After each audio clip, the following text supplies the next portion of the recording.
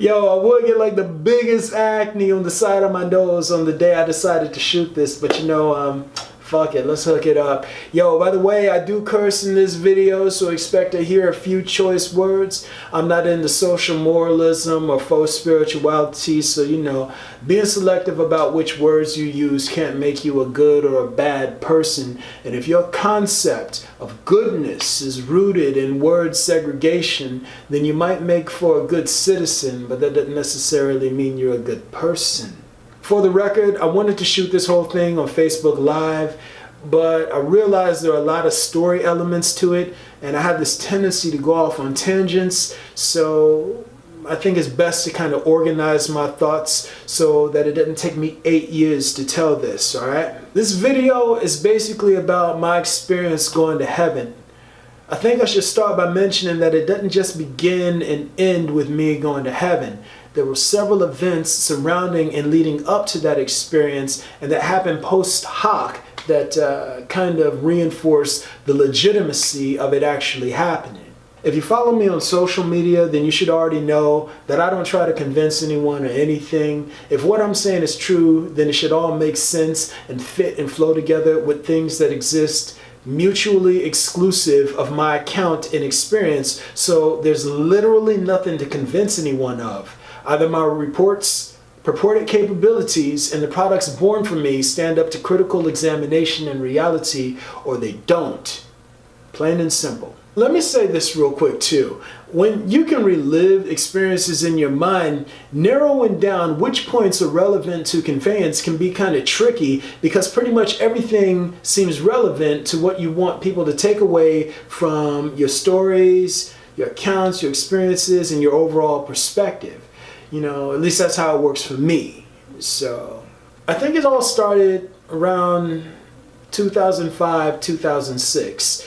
I just moved down to Atlanta to take this sous chef position with a company called Rosa Mexicano. My man Sinclair got me on with that company. He and we've been a chef team on and off for the last 3 to 4 years. Long story short, things didn't work out with that company. I could point fingers and whatever, not at Sinclair, that's my man, but let's just say there was a parting of ways. According to new management, they couldn't justify my salary in the budget. Literally, that's just the words that they used. I was super salty about how that went down for a long time. But I suppose taking into account everything that was about to happen in my life, it makes sense in retrospect. But yeah, man, I was salty. Anyway, after working at Rosa Mexicano, I got another gig with this place called Andretti's. They were trying to convert a chain restaurant into an upscale diner, and I think they just wanted somebody to write a menu for them and to help things get organized through the transition, because the dude they had as the executive chef, let's just say from what I gathered back then, they didn't have a whole lot of confidence in him.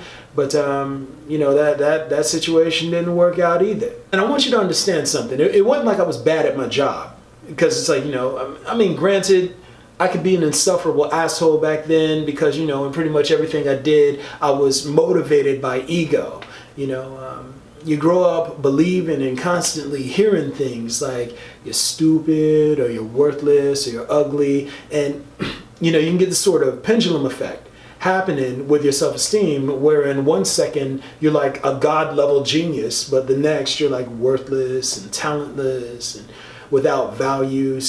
So back to back, ATL served me my ass medium rare. And you gotta understand that this hurt worse than you can imagine. I took pay cuts, I worked my ass off, and like most people, I just figured that as long as I kept doing what I needed to do and kept my nose to the grind, that it was all gonna work out. But it didn't though. Being the first one in and the last one out on a lot of days, and cleaning up other people's messes and being a workhorse, it didn't pay off for me, In my personal life, things were really messed up too.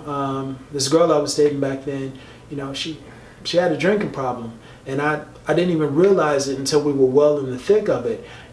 Back in the day, I used to be one of those toxic nice guys. I was like one of those dudes who seemed like really nice on the surface, but inside I was really like narcissistic and controlling and self-absorbed. An all-around dick, really.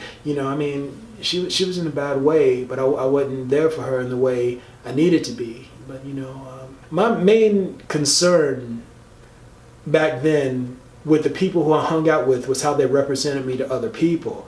And you know, she was a beautiful lady and I was self-absorbed, so yeah, I was an absentee man in her life. But you know, back to my story. So pretty much in everything, my life was just up in the air. One thing I did feel in control of though was my music. That was what I really wanted to do with my life anyway. That was one thing I just kept getting better and better at, or at least I thought I did. I've been writing songs for about 10 years or so. Somewhere back early 2000, I built my first little music studio at home. And you know, so now I'm down here in ATL and a few people are hearing some of my records. And, you know, a couple people think that I have some talent. So that was my silver lining in life. I was finally in a place where I could be heard and ultimately challenged to grow. You know, I think like every young musician, I had it in my mind that all I needed was for somebody in the industry to hear me and they'd instantly want to sign me or help me get signed. But yeah, man, that was my wheelhouse. That was the only place at that point in my life where I felt truly powerful, you know? So just to recap, moved down to Atlanta, Rosa Mexicano didn't work out, Andretti's didn't work out. My girl had a problem that I wasn't able to help her with, you know? I had a few other interviews with restaurants. One that really sticks out in my mind was with a company called Roy's. Here's the thing about that interview. All right, so they had a written test, you know, problem solving, and then they had a cooking test. I cannot state enough how arrogant I was back then on some old I'm a fucking genius shit. So anywho, man, they made me take the written test and I aced it. Problem solving, it's in the bank. I got that easy breezy. But when I went for the cooking portion, they had me do an Iron Chef or like Hell's Kitchen style cooking demo for them. Let me tell you something.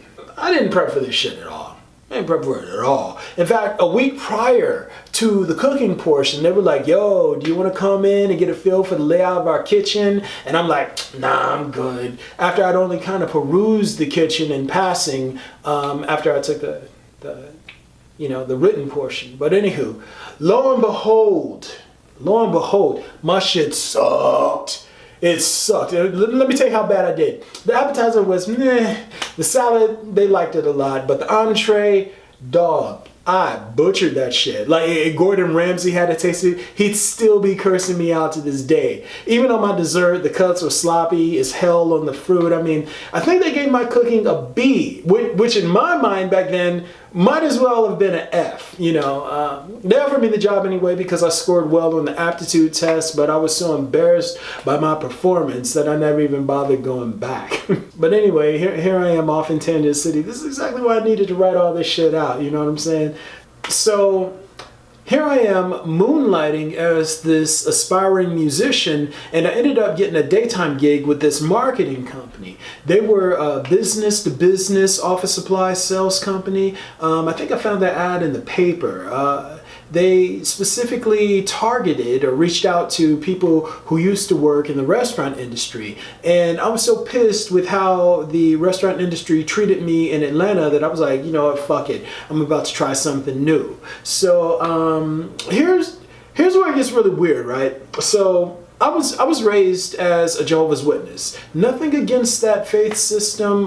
In fact, I'm actually quite grateful to them for helping me to develop a strong work ethic and an ability to focus through tedium, and also for helping me learn how to partition who and how I am with people, which is, or at least can be, a very useful social skill. But, you know, I swore when I was a kid I was never going to be a J-dub when I grew up, mostly because I hated field service. I hated field service. I was introverted, and being forced to talk to people about something I didn't actually believe in, which wasn't just this faith system, but religion as a whole, it seemed wildly intrusive to me. I hated it, okay?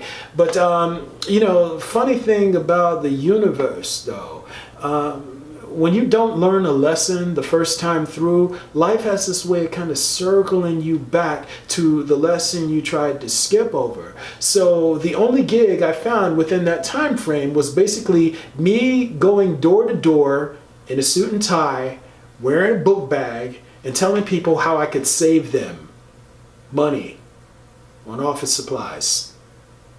What the literal fuck? In my music life, though, I made a few new acquaintances. Actually, when I was still working back at Rosa Mexicano, my man Mello hit me to my brother George, my brother G Smooth. This dude, he basically grown up in and around the music industry. Real quick, yo, tangent. Let me tell you something about George real quick. G is a dope dude, all right? This is a dope dude. Like during my time down in Atlanta, I didn't really run into too many genuinely good people. This dude George, though, I don't even know how many connections this dude made for me that almost got me into the music industry. He was this epicenter of activity that just brought people together. You know what I'm saying? He made connections, and I guess he helped and still helps people. Not just in terms of the industry connects, but he's just a good dude. Like, here's the thing. Even if my dude secretly hated me, I couldn't have anything but love and appreciation for him just based on what I've seen him do for people in general. Not just me, just people in general. I'll tell you more about this dude probably in a later video, but here's how it all went. So George used to work at LA Fitness. One night when he's there, he happens to hear this dude singing. I think it's in the locker room, right? And he got dude's contact info. Now, my man's name was Vince. Now, this is the part where everything starts to get really interesting. Oh, and trust, from this point forward, you're really going to want to start paying attention, all right? Ooh. God damn it. You know, something real quick I forgot to mention is that back in the day, I was a self-professed atheist. As I mentioned already, I grew up as a Jehovah's Witness, and it didn't really gel with me. I didn't really like that. And like all people who don't take time to sort out their thoughts, I just assumed that everything related to God was bad and destructive. And I decided to define myself in opposition to all belief systems. I lumped everything together behind the label God, and I was like, I'm against everything connected to that. You know what I'm saying? But anyway, back to the story. So one night, G brings Vince over to my home studio. You know, I listen to Vince sing and I'm like, all right, bet I can work with you. So I started writing songs for Vince to sing. Some were decent, some were terrible, but I figured that if I could get one or two good records with him, people would hear my talent as a writer-producer and hear his talent as a vocalist, and we'd both get on somewhere. Because like all aspiring musicians, I was a star in the making. I was going to be the next Timbaland or Teddy Riley or R. Kelly. I just knew I was better than Swiss Beats. That's all that mattered. But yo, so Vince was an interesting dude, man. Like shortly after we started working together, he used to talk about Christianity all the time. It used to get on my nerves a little bit, to be honest with you, but I genuinely liked this dude. He had and probably still has this infectious, bubbly spirit, you know what I'm saying? He just brimmed with happiness. Vince also had this sort of nice guy coercion quality about him where, you know, he'd kind of nice bully you into going along with what he wanted to do. So he'd bring these Christian pamphlets and books with him to our studio sessions.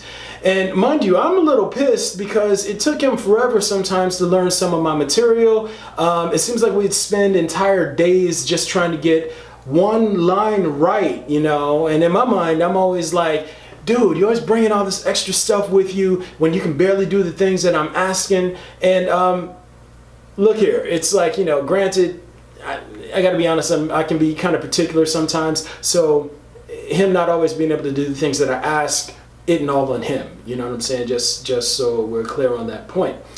And here's the thing, Vince, he would be like, Don, God wants us to work together, this is ordained. This literally the words my man used. You know, and in my mind, I'm just kind of like, you know, whatever, dog, just sing the line, you know, because again, I was kind of a dick.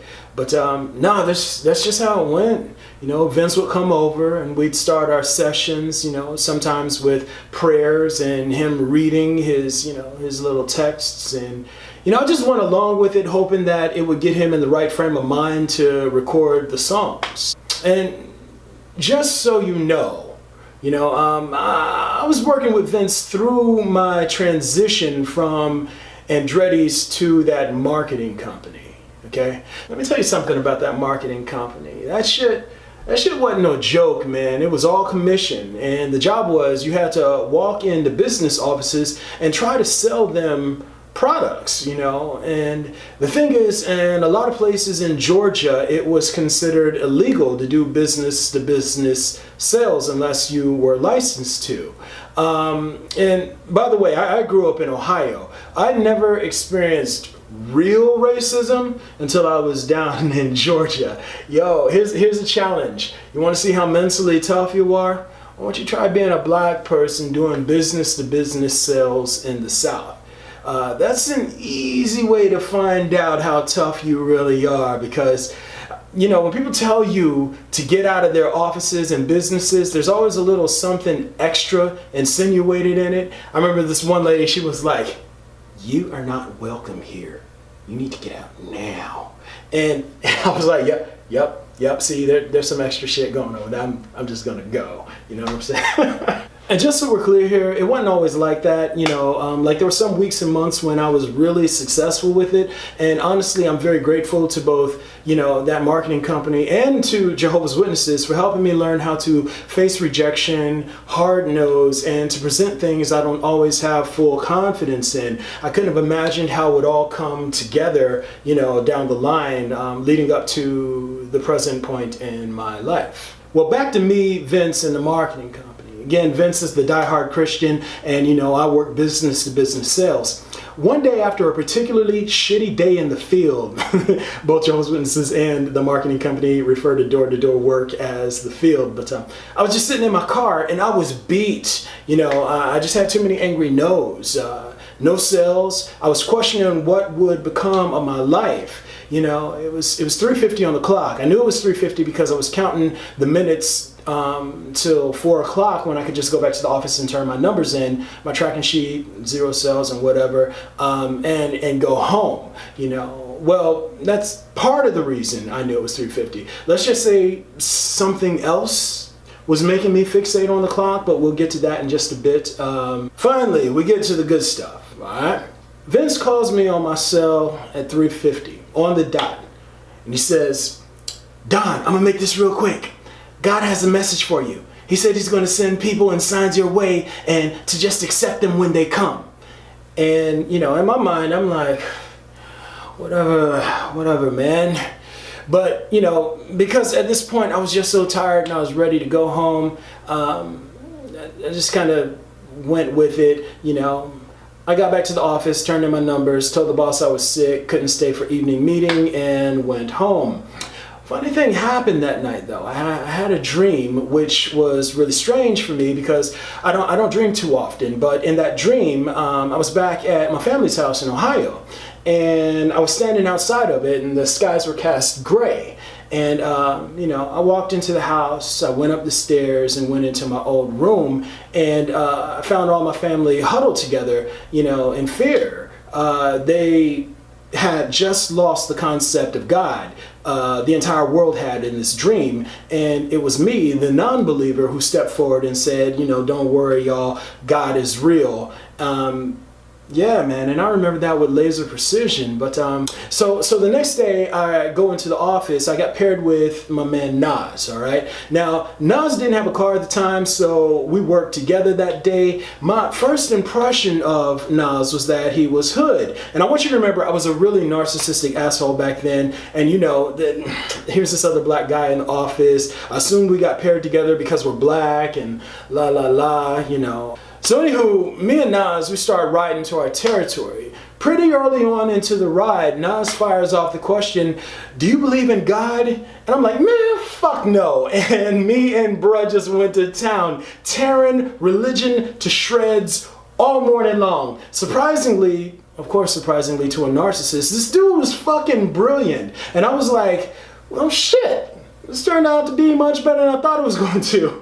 But so Nas and I worked the whole day. He and I, we hadn't made any sales, but it didn't matter though, because I was just genuinely enjoying this dude's company. This was the best conversation I'd had in a very, very long time. Certainly since I've been down in Georgia. You know what I'm saying? So it was the end of the day. I'd all but given up, but I'm like, oh well, we might have rolled an O, but his company was well worth it, you know. So listen here, we get to the last door.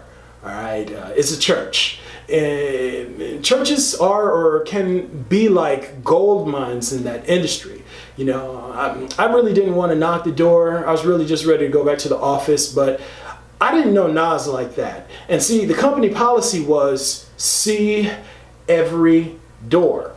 All right, so I don't know, maybe the boss paired him with me that day to keep an eye on me, seeing as I had skipped out on the evening meeting just the day before, you know, claiming to be sick and whatnot so that I could go home. But, you know, that was what was going on in my mind at the time. So we walked up to the church door. It happened to be on the back of the building.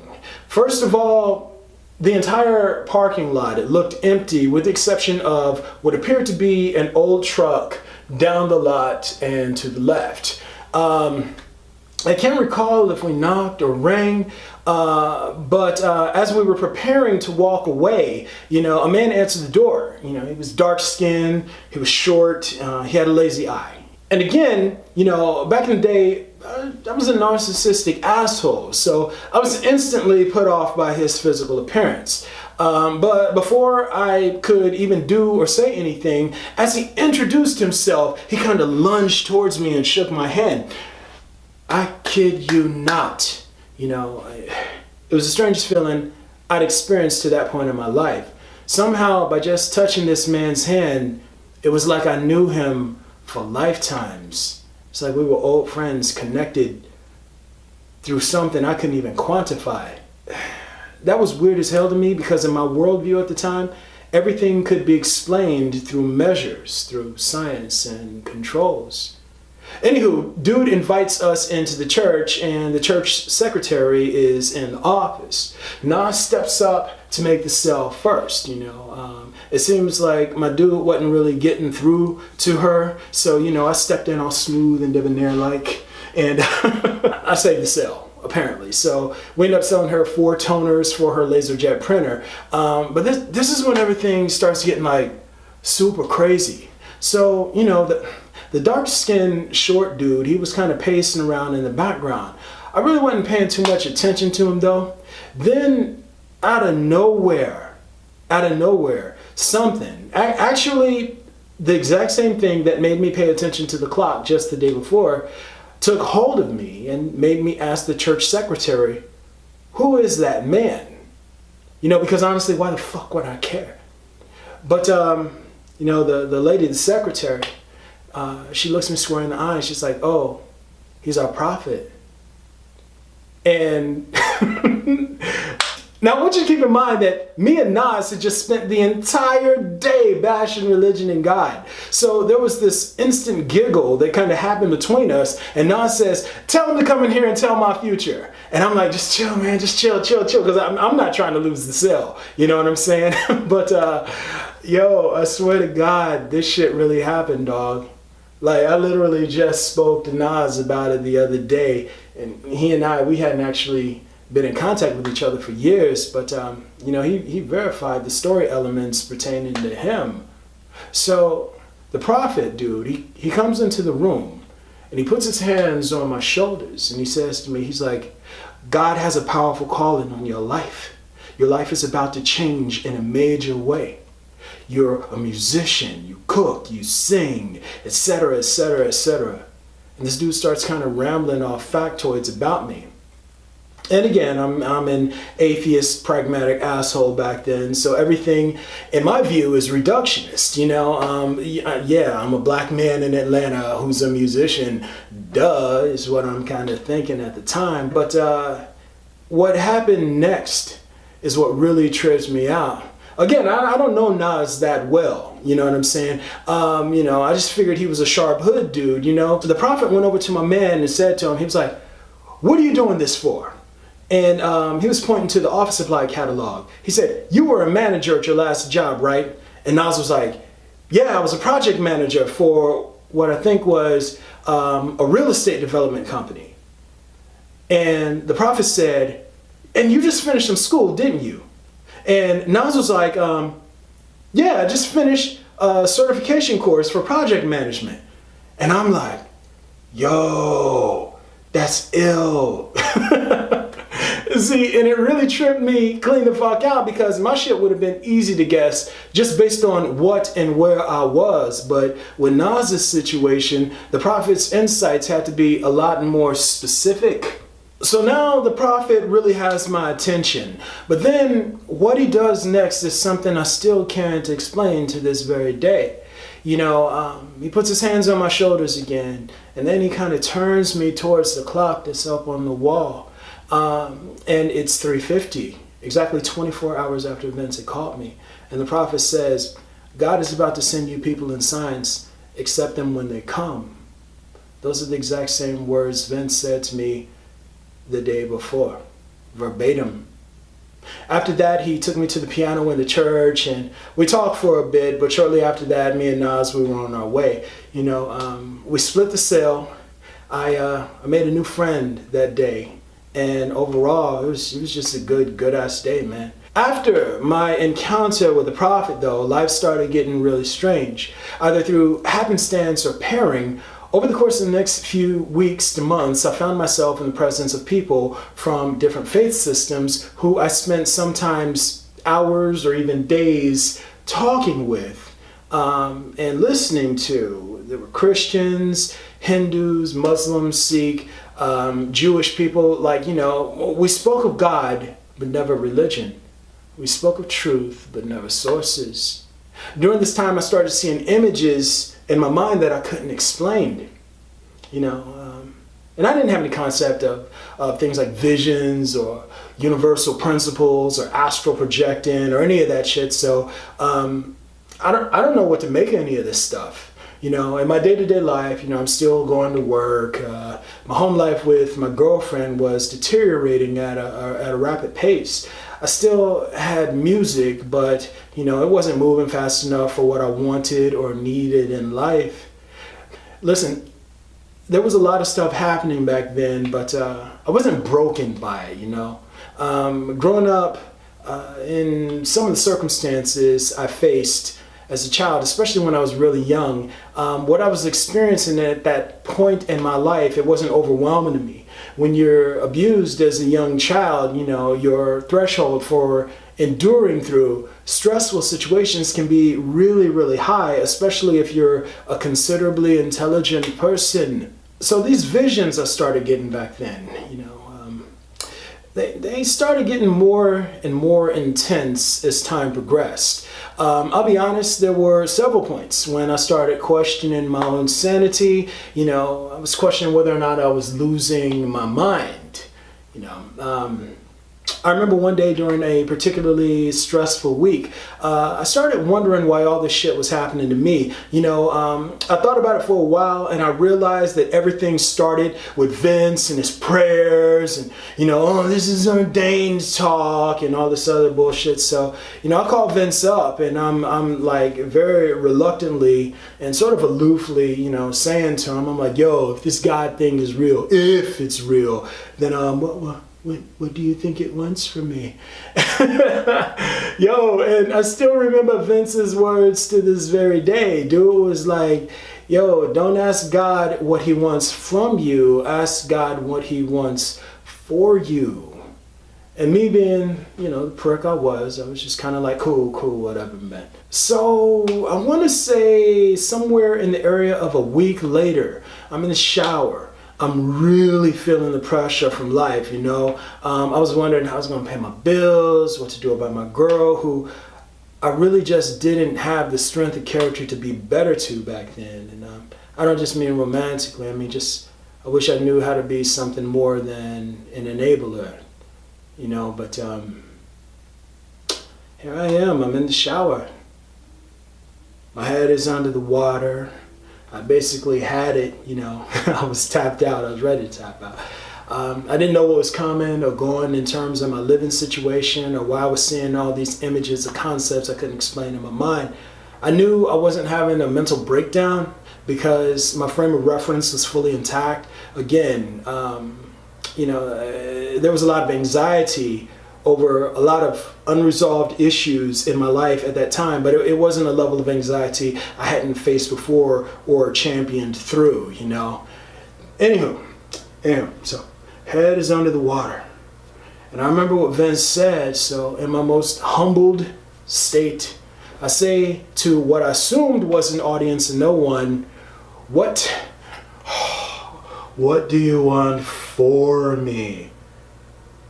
Dog, I swear to God, this is exactly how it happened. Walls cast out from beside me. Like they're there, but they're translucent. They're like a shadow of reality. And I'm like, what the fuck is happening? All right, get this. My entire body feels like the euphoric high you get at the height of an orgasm, but this entire experience was very non-sensual. It's very non-sexual.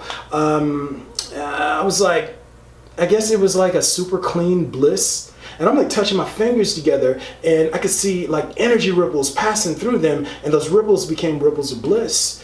Then the strangest thing happened. My body goes on autopilot, which was weird as shit because it's like somebody's remote controlling me. So my body instinctively shuts off the water and it grabs a towel and it goes, lays down on my bed, and everything is still looking like a shadow of reality, and it's like all translucent and shit. So I'm thinking, all right, dog, all right, just focus. I've lost my mind, but it's okay.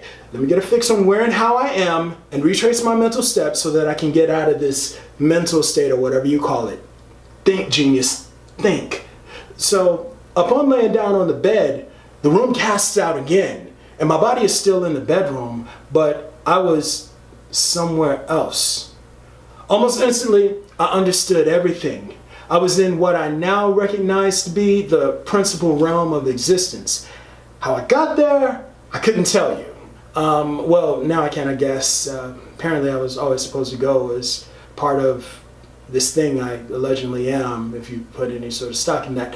But anywho, once I got my bearings and realized what was going on, I was like, so this is what humans call heaven. Wow. All right, cool. So you know what? Let me explain heaven to you real quick. Everything religion tries to describe about it is wrong. The rules of physicality don't apply over there. You're in like multiple locations, but in no fixed location at the exact same time. Like there's no such thing as knowledge over there, but there is understanding for all things because everything is in principle form. It's all mechanical. So you don't really require knowledge. You can just see how everything fits and functions together. So I'm just there, not in my body, but suspended in the ether of the mechanical essence behind the universe and reality.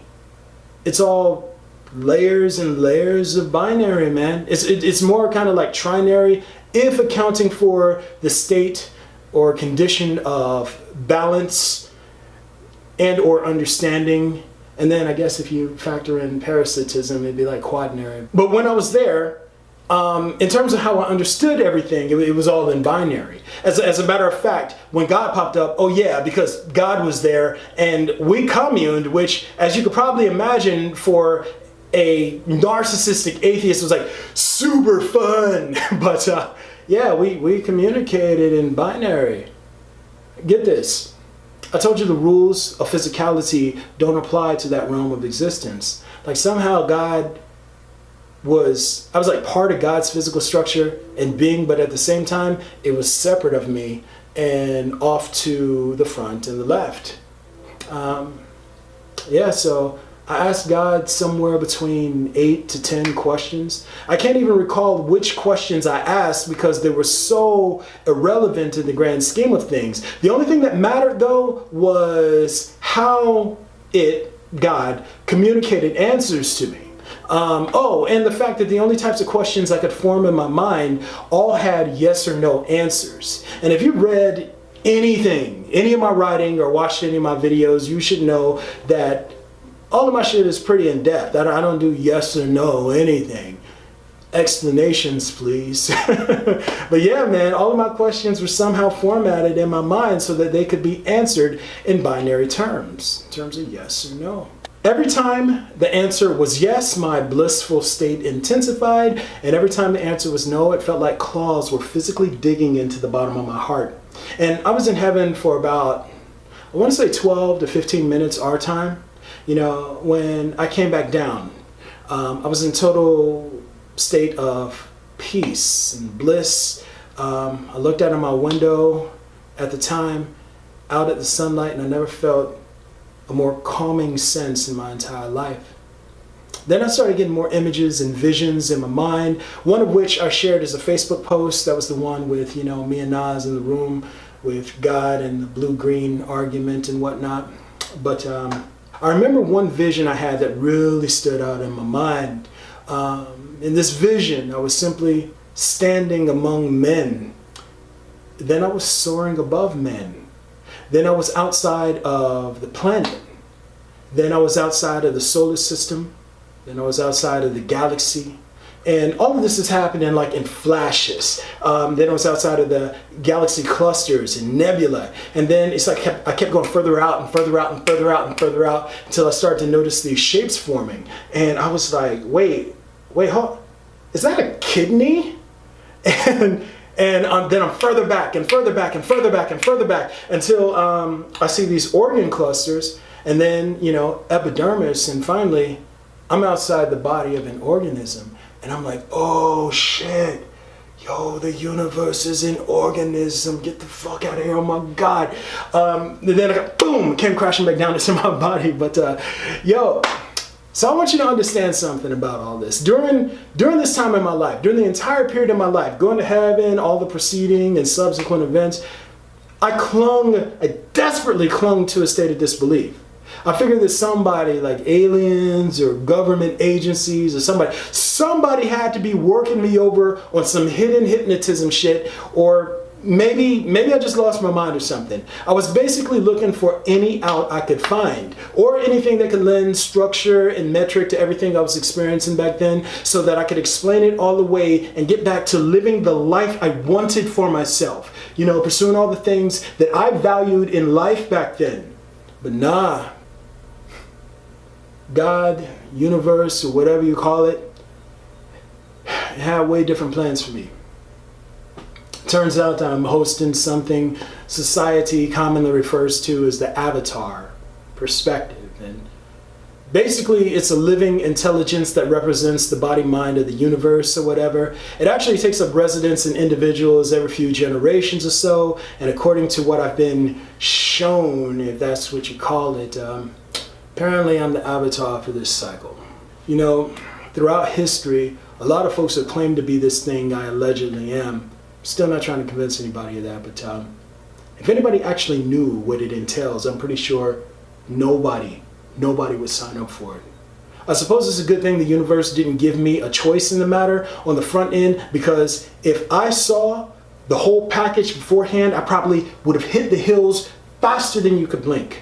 And just to put it into context for you, I want you to imagine seeing behind the curtain of reality, and then everybody being mad at you because what you see doesn't match their expectations, hopes, or wishes, or edify their beliefs, habits, and practices. Imagine telling a bunch of socially groomed narcissists what you believe doesn't match what I can see in real time.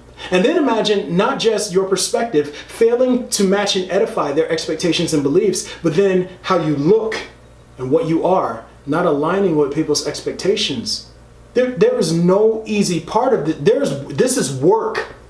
This is work, okay? And honestly, it takes a reserve of bravery I simply didn't know or have access to back during the time all of this stuff went down. Recently, I've been reaching out to people from back then, trying to make sure I've got my story straight, or got the story straight. You know, I reached out to Nas, I reached out to G, and I actually told them the parts of the story I didn't fill them on back then.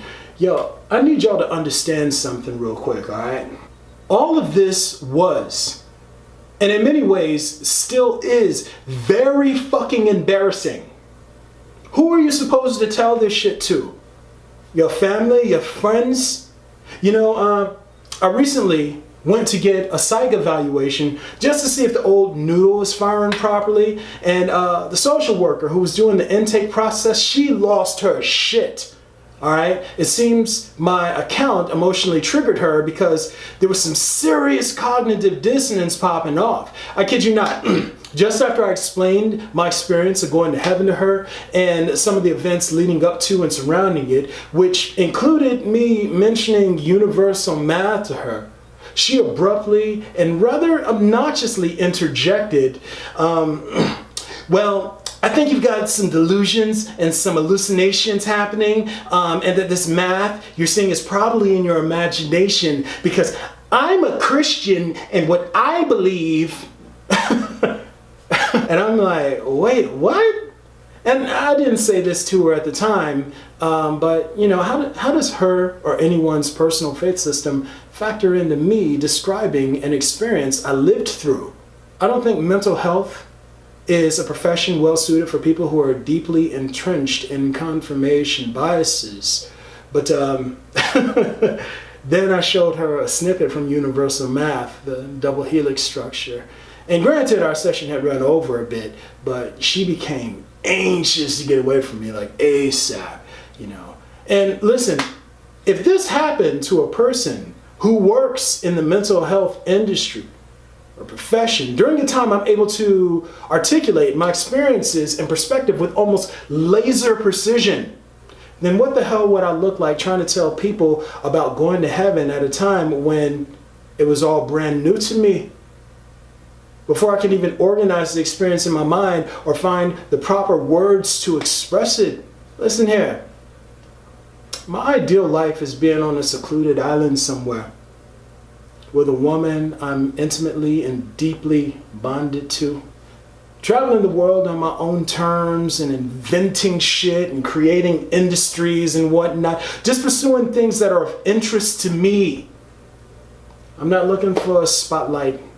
I never wanted anybody's spotlight. I never wanted to be on anybody's stage. If I was ever going to be on somebody's stage, I wanted to be my stages that I created or chose, and you know, doing things that are relevant to me and those I want to share my most intimate expressions with friends, family, what have you. You have to understand, all of this is wildly inconvenient to my life and things I'd otherwise be doing with my time, energy, and effort. This isn't some ploy for attention, even though a lot of people who desire attention, you know, they see anything that competes with how they want to see themselves as being a threat. But I want you to understand, this has all been very surreal, very surreal. Ooh, you know what's really weird? So when I was coming to terms with the fact that all of this shit actually might be real and I was no longer able to run from it because, oh my God, I tried to run from this shit so hard. Honestly, like most people, I just thought when it came down to this shit, if anything phenomenally relevant happened to the species during my lifetime, that like everybody else, I'd just be a spectator off to the side somewhere, rooting for whatever team I sought to define myself by most. But when I was coming to grips with the fact that all of this actually might be real and I might have to step up to the plate and swing for the fences or strike out, I wasn't prepared for any of this shit. Honestly, I didn't even know how to talk to this thing that to that point in my life was just a figment of people's wishful thinking, and I actually had to ask God how to communicate with it. Dog, I never prayed a sincere prayer in my life because I never believed in any of it. Well, technically, I believed that if I believed hard enough, at some point I'd eventually believe, but I just never quite made it there. At least that's what I thought when I was a kid. But well, I was on a satellite business trip when I was working for the marketing company I mentioned. I was down in Alabama. There was this church organization. I can't quite recall the name. I think it was called House of Grace, something along those lines. But you know, I might be wrong about that. All right, so let me set the frame for you. All right, That week in Alabama, it went horrible for me in sales. I found this one place where I thought I had a sure deal, House of Grace. The pastor, though, he had a meeting at town hall that day. So he said to me, listen, I can't talk to you right now, but I do need supplies. Can you come back later on this week? I emphatically replied, yes, absolutely. He said, what day can you come? I said, how does Friday at 10 a.m. sound? He said, great, I'll see you then. Whole week passes. I barely made a sale, but Friday rolls around and this was a huge organization. So I was like, yes, it'll all be worth it. Lo and behold, I rolled up to the spot on Friday. I entered the building and what I assume was the secretary or receptionist says they're about to do morning prayer before they, I think, gave out food to the needy. I was kind of bleh. She said, the pastor would like for you to come in and join us, right? And I'm like, cool. And in my mind, I'm like, about to make this come up, right? So I got to the back and the pastor was reading a passage from the book of Psalms. I patiently waited for him to finish, but I was really hoping he'd hurry up because I wanted to hit the field after this sale to see if I could close out the week strong. So as soon as the pastor finished reading his scriptures, without even missing a beat, he looks over at me. He's like, now Brother King is about to lead us in prayer. It's crazy, man. But for the first time in my life in front of an audience of people I didn't know, I prayed the first sincere prayer I ever prayed. I've been communicating with God ever since in that way through prayer. And I want you to keep in mind that I set the time to meet this man. I didn't know his schedule. I didn't know he'd put me on the spot and create a circumstance that allowed me to say my first sincere prayer. And it's been all these little breadcrumbs along the way. Even before I met the other avatars. Oh, yeah, because I met them in a vision, but I'll get to that in another time. But before the universal math, before I knew what I was seeing was the mechanism behind concepts and reality, God has literally been in my life, orchestrating events and teaching me lessons along the way. Like, even through all the abuse I experienced as a child, I was being taught the mechanism behind perceptive valuation and parasitism. Even in being an atheist, I was becoming a blank slate so that I could see reality without projecting dogmas or beliefs onto what I was seeing. The main Christian who I spoke to other than Vince was named Michelle Spinks. Her father was former heavyweight champion Michael Spinks. Sid was the Hindu, Adam was the Jewish guy. I forget the Muslim businessman's name, but his office was in downtown Atlanta. African dude. And for the record, the people who I just mentioned, I only mentioned them because they, were simply discussing the concept of God with me. I'm in no way, shape, or form suggesting that they're affiliated with or would necessarily endorse my views, perspective, or experience now.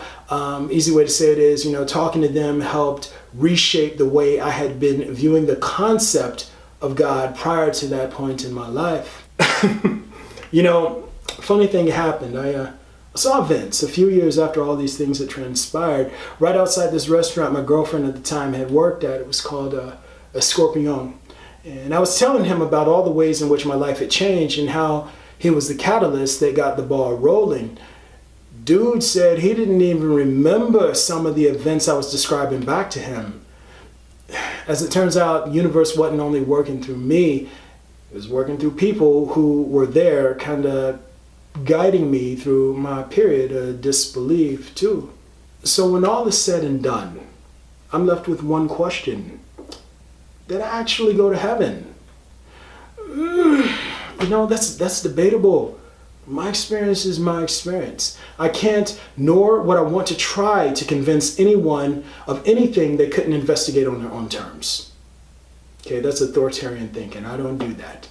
That being said, too many subtle and salient things had to transpire in order for me to go to heaven, and not just go to heaven, but trust the experience of it too. And these are things that no human or group of humans working through perceptive valuation could have the foresight or meta level thinking to control. Me moving down to Atlanta and meeting George, who connected me to Vince, for some reason, me being receptive to Vince's religiosity when I already had a solid frame of reference for my thoughts and views on God at the time. Being guided away from my chosen profession at the time and finding work at a marketing company that mirrored the religion I was raised in. Getting paired with Nas, who's a brilliant dude and whose conversation that day helped get my mind in a super keen and skeptical state. And then us spending an entire day bashing religion, also that when the prophet did his thing, I wasn't in a suggestible state and condition. Like, I was sharp that day because I spent the entire day kicking it with a fucking genius. And that's just the beginning of everything that laid the frame for my experience going to heaven. And in order for that experience to be false, a lot of people and things surrounding, leading up to, and present after the fact would also have to be false too. Prior to me going to heaven, Adam, Michelle, Sid, and the other people who I interacted with, they would all have to be figments of my imagination. The marketing company where I met Nas would have to be a figment of my imagination too. Obviously, Vince would have to be a figment of my imagination, as would George and the entire state of Georgia. Universal math would have to be a figment of my imagination. My ability to report the mechanical essence of concepts and phenomena I observe based on their principles, which is something I test against science and academia as often as possible, would have to be a figment of my imagination. Michelle, being Michael Spink's daughter, would mean Michael Spinks would have to be a figment of my imagination. And since Michael Spinks lost to Mike Tyson, that means Mike Tyson would have to be a figment of my imagination too. The church where I learned how to pray would have to be a figment of my imagination, as would the satellite trip that placed me in that church to begin with. Simply put, people and things that exist in reality who are intimately bound to this experience of me going to heaven would all have to disappear in order for all of this to be something that occurred only in my mind. And listen, if you watch this video, then the question you have to ask yourself is, does all of this seem implausible, or is what I'm saying simply inconvenient to your personal beliefs? Because in the most paradoxical truth, all of this has been wildly inconvenient to my beliefs and life goals.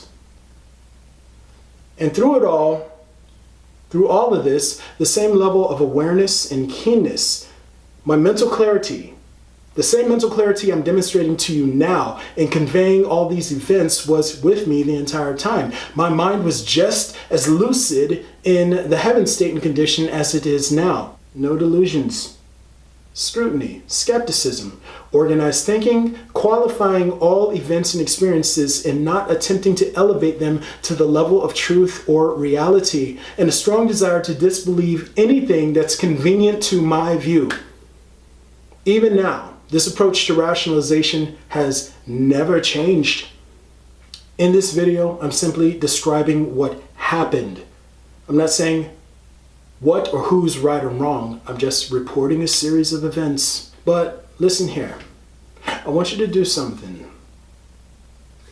Look into my eyes. I realize that this is a video, but I want you to look into my eyes right now. You see the constancy. You see the ebb and flow. Do I look like I'm crazy to you?